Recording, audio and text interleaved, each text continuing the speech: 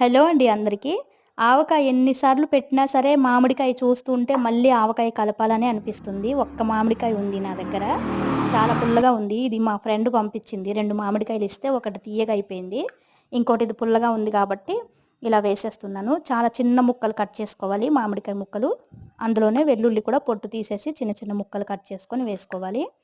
ఆవాలు, మెంతులు వేయించుకొని పొడి చేసుకున్న ఆవాలు, మెంతి పొడి, రుచికి సరిపడా సాల్టు ఇవన్నీ వేసుకొని పచ్చి కారం అండి.